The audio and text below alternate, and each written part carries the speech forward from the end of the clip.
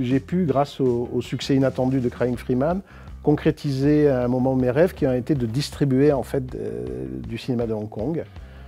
J'avais commencé à le faire quand j'étais arrivé à Paris, que j'étais encore étudiant. J'avais en charge une collection de cassettes VHS dans une société qui s'appelait Scherzo, et j'avais commencé à sortir certains films importants, je veux dire de la cinématographie hongkongaise. Mais grâce à HK, j'ai pu vraiment passer au stade supérieur, puisque brusquement, il se trouve que le producteur de Crying Freeman, qui s'appelait Samuel Adida, était en même temps, possédait beaucoup de droits, puisqu'il était distributeur aussi, et il possédait énormément de droits de films de Hong Kong. Il ne savait pas quoi en faire.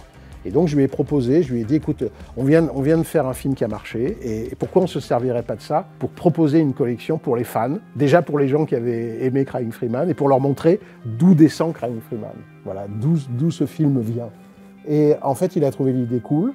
On a créé un fascicule qui, en plus de la première cassette qu'on a sortie, ce fascicule a eu un énorme succès. C'est devenu la revue HK, avec la collection HK, qui a d'abord été en cassette, puis après en DVD.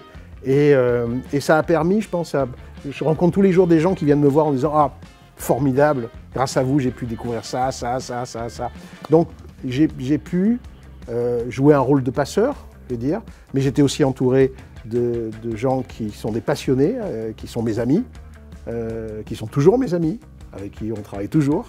Et donc, voilà, c'est-à-dire qu'HK, ça a été voilà, un travail,